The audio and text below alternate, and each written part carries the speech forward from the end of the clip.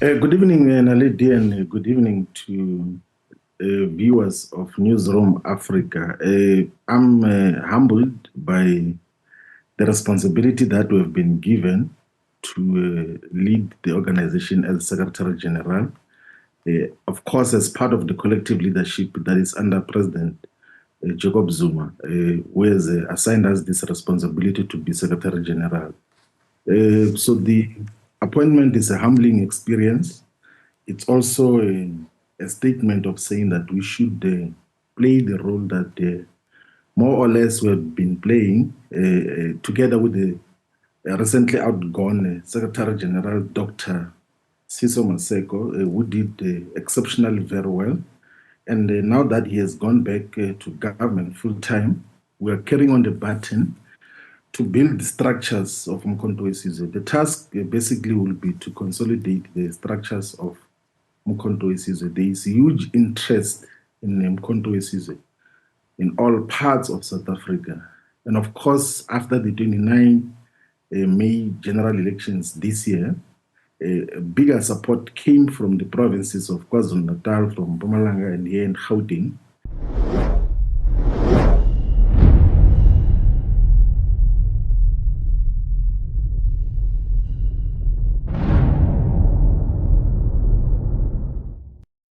So our responsibility and obligation now is to expand the organization to all corners of South Africa, but to also assist in institutionalizing the other component organizations of uMkhonto weSizwe, which are the uMkhonto weSizwe Women's League, uMkhonto weSizwe Youth League, uMkhonto weSizwe Student Movements. And of course, there are other propositions that are coming to form other organizations that are fully aligned to the uMkhonto weSizwe. So that basically becomes our responsibility. It is a humbling experience to be given such a huge responsibility, which is not only looking into internal issues, but also has got an obligation to try to work towards the unification of all the progressive forces in South Africa and then build a progressive agenda which will liberate the Black majority and indigenous people from the consequences, the vestiges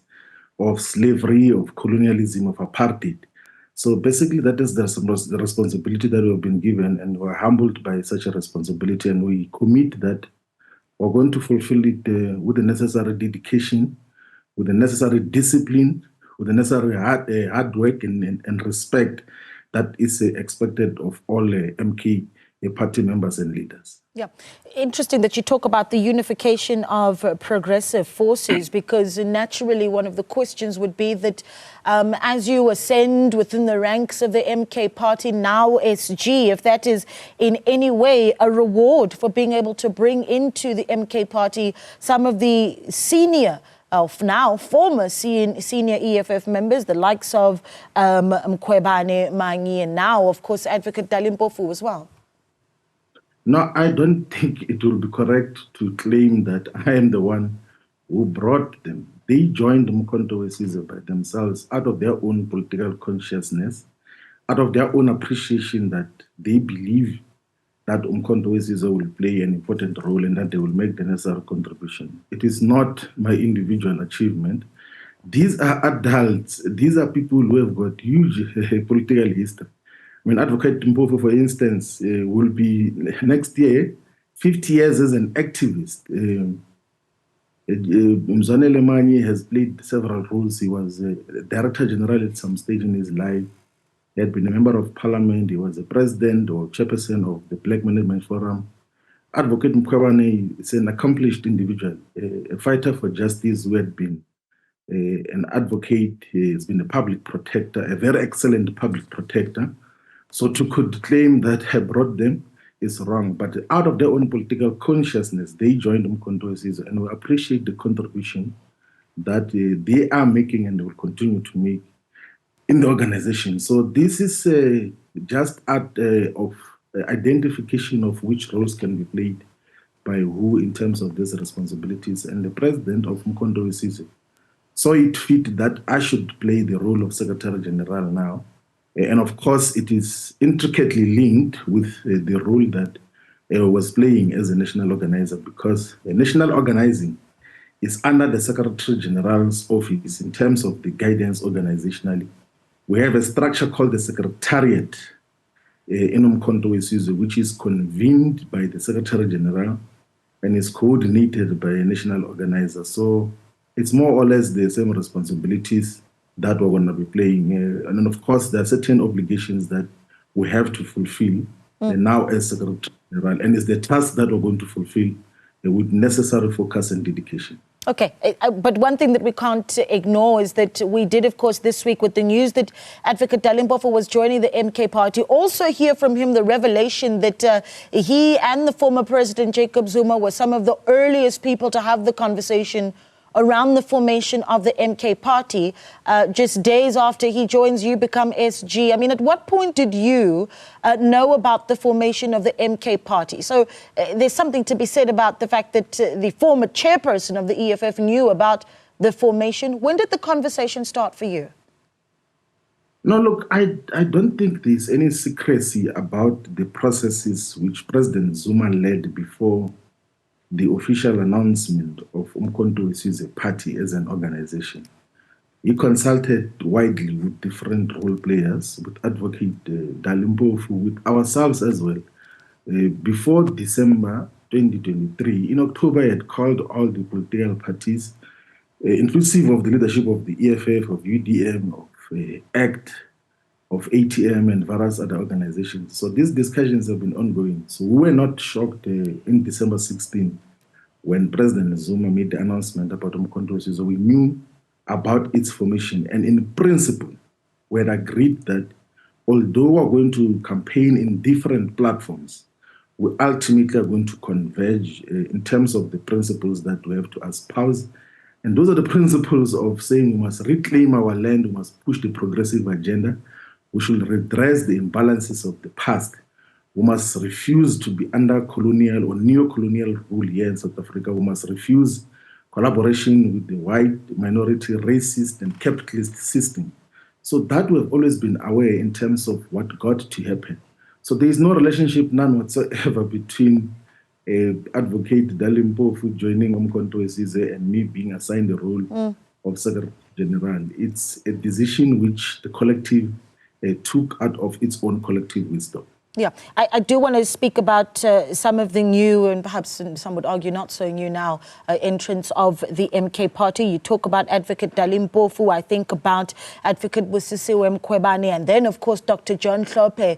Some analysts are putting together the argument that you've got now the MK party really starting to build quite the team of legal minds within its arsenal. And just a few weeks ago, Dr. John Hlophe talking about how if the MK party was in power within the first 100 days of the of this new government, it would have moved to swiftly repeal the constitution, which safeguards the interests of the elite. Is that on your agenda to organize the tackling of the constitution in your new role as SG? No, look, let's locate what you said first as part of this otherwise very long question. It's not only legal minds which President Zuma and uMkhonto weSizwe as a whole is assembling into the organization. It's brilliant minds and brilliant professionals and people who have got thorough experience in different fields. We've got people who have led very huge, complex institutions like Shivambu, who led Transnet very successfully, which was having upward of 6 billion rands profit under his leadership. We have Commander Brian Molefe as one of the leaders of uMkhonto weSizwe. We've got Lucky Montana. We've got experienced leaders, like the person who's leading local government now in uMkhonto weSizwe is Bongani Baloyi, who was a mayor with clean record for 10 years in Midvaal, a municipality which, despite the ANC's erstwhile dominance in Gauteng, could not take from a Democratic Alliance, although it was wrong to be led by the Democratic Alliance. But Bongani Baloyi has played a role in terms of that particular responsibility. We've got brilliant minds in the collective of uMkhonto weSizwe. A lot of very experienced comrades who, if they were to be given the responsibility of leading society and leading government, they will do so efficiently and they will hit the ground running. And as part of the broader agenda of uMkhonto weSizwe is to change the foundational principles of the Constitution, which somehow safeguard the interests of the colonial masters, because it protects private property rights of property that was stolen from the black majority and indigenous people. And that is what we seek to displace. And that is the agenda which constitutes a historical mission of all liberation fighters, from those who fought in the wars of resistance, from those who formed the liberation movement in the early 1900s, to everyone else who was involved, even for those who were involved in uMkhonto weSizwe, the Liberation Army. So we are basically taking the baton from those who fought before us, and we are committing as uMkhonto weSizwe to fight until the finish line. That is why in our constitution, we emphasize that we want to fight for total decolonization. We want to fight for total political freedom, total economic freedom, total cultural freedom, total knowledge and ideological freedom, such that we live as a people that has got its own character, its own heritage, its own cultural systems, and of course, embracing the democratic principles that define everyone else in society and universally. So that is basically the agenda of uMkhonto weSizwe. The constitution of uMkhonto weSizwe, succinctly but in a cogent way, articulates just what we seek to achieve. It's a lot of objectives that includes the achievement of free education from ECD levels to postgraduate level, which include a variety of other commitments as well, including protection of workers' rights. So that is basically who we are as uMkhonto weSizwe, and that is the agenda which, in equal might and equal force, we're going to fight to achieve for the achievement of the objectives of uMkhonto weSizwe. And you're confident, Mr. Shivambu, that you enjoy the support of all senior MK members? I'm 100% sure that the entirety of the leadership of uMkhonto weSizwe supports the decision which was taken by President Zuma in consultation with all the structures. And they've individually called, like literally all the national officials of uMkhonto weSizwe, called to say congratulations, which is not to say there's any achievement yet, is to say best wishes for the future, and they actually appreciate even the role that thus far we have played as national organizers. So all of them are confident in terms of the role that have been assigned. Yeah, just to get your view on what the steps are to deal with this issue that seems to be still pending for the MK party. There are, of course, there's 10 axed members of parliament of the MK party that say that they want to sue the party for loss of earnings. A very desperate press briefing that we remember them putting together, speaking about just how much they've lost. And now recently reports that they say that they've paid 10,000 Rand into the former president's personal bank account. What are the steps that you take moving forward about those axed MPs as the SG? No, I think the members who were removed from parliament, the process which politically we're busy with now is to identify leaders and members of uMkhonto weSizwe party who are going to replace them in the National Assembly. But as in relation to the contents of their affidavits, I'm at no liberty, none whatsoever, to talk about that, because that is an issue that is before the courts. And if we speak something that is before the courts here, it can be utilized as part of the court proceedings. So I would think that let's allow the court process to ensue, and we'll clarify that there's absolutely nothing wrong that uMkhonto weSizwe did, and there's absolutely nothing untoward that got to happen. We'll clarify all of those issues when the court process happens. Right. Allow us to be a fly on the wall when some of these conversations happen. So, for instance, you've got the former president, Jacob Zuma, who is still fighting to hold on to the membership of the African National Congress. What happens when you address that with the former president, Jacob Zuma? And is there a sense that the MK party could, work in part with the ANC, collaborate with the ANC in the future as a result of the former president's insistence on holding on to his membership? No, look, the correct political characterization that President Zuma gives to the ANC is that it does not belong to its incumbent leaders, that the African National Congress is a legacy that has been bequeathed to future generations by its founders as an instrument to fight for the total liberation of our people. And he then says that we cannot just surrender the ANC to its incumbent leadership, which correctly he says has been captured by the white establishment. That is why they see nothing wrong with collaborating with the Democratic Alliance, whose agenda is to entrench and to protect the interests and aspirations of the white minority in a similar way that got to happen under apartheid and colonialism. So he is contesting the ideological content and the character of the African National Congress, that we must not just let go that the incumbent leadership is distorting its historical mission. So that is basically what is fighting against in terms of the membership of the ANC. And our constitution, by the way, and not because it is tailor-made for him, we clarified that in the press conference which we had to unveil the constitution. There are instances, as uMkhonto weSizwe, where we will allow members of uMkhonto weSizwe to participate in some other organizations for strategic and tactical purposes.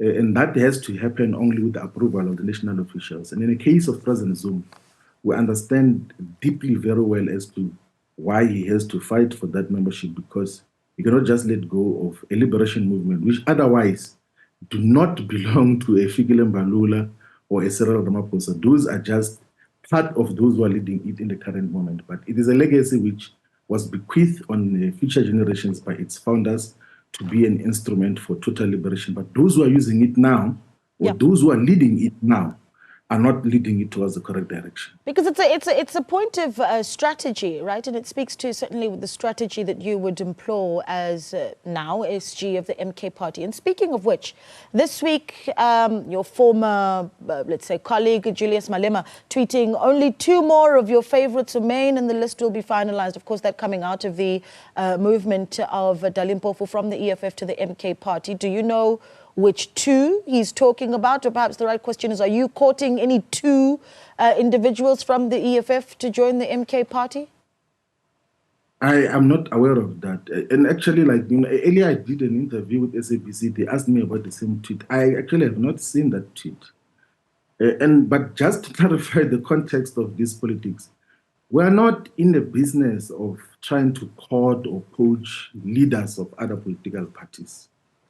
Whoever wants to join uMkhonto weSizwe, they will come and join by themselves. And there will be absolutely nothing wrong with them joining uMkhonto weSizwe. We are not going to call people into corners or into houses and hotels and try to promise them positions and all of those things.